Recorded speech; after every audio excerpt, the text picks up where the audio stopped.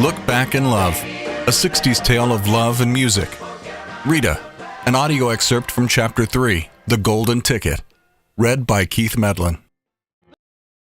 I'd made some friends on the assembly line at RCA, especially with a pretty, shaggy-haired, red-headed girl with striking gray-green eyes named Rita. She seemed interested in me, and that felt new and easy and good, but also complicated. We'd lunched together with other coworkers before. Today, though, we sat alone at a Formica-top table in the plant cafeteria.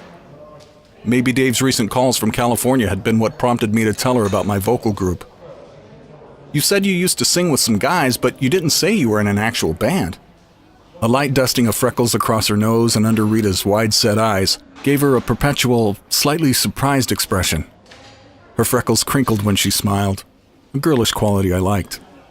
She started work on a small bowl of soup while a half-a-ham sandwich and a plate of potato roadkill masquerading as French fries waited their turn. We learned 10 songs to sing in 2 shows each night, and some smooth moves to go with them. We got some musicians to back us up and play dance music, called ourselves the Checkmates, I chuckled. We thought we looked pretty snazzy in our new matching black suits. Before sitting down, I doused my hot dog with mustard and relish at the condiments bar. I'd considered onions, looked at Rita, and decided not to. Our first performance was in Birmingham, Alabama, the Boom Boom Room. Man, they hated us there. Big crowds every night, but they wanted southern rock or country songs we'd never heard of. We only knew the tunes we did in our shows, like the Four Seasons or the Beach Boys.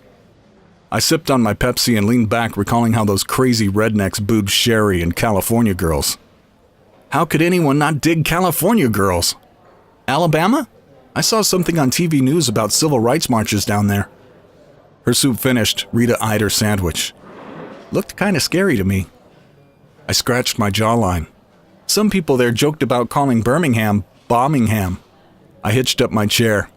Had a bomb scare in the middle of a show one night.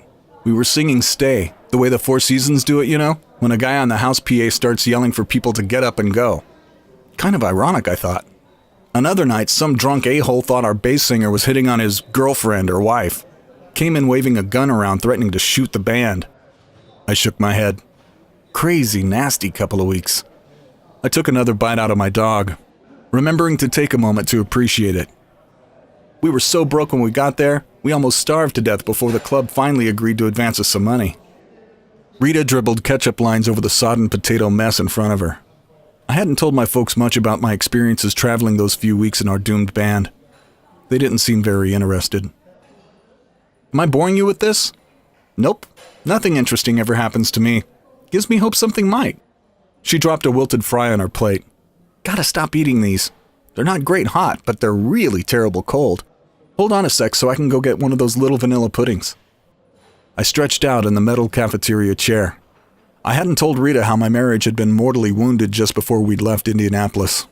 I wasn't hiding it. It was just too fresh and painful to talk about with anyone.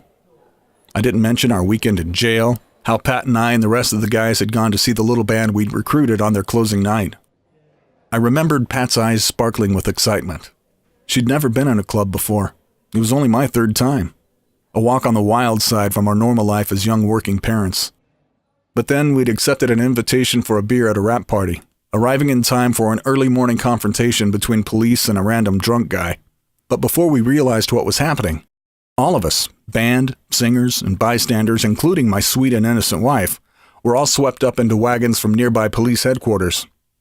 I would never forget her white face, glancing at me before bravely stepping into the female-only police van.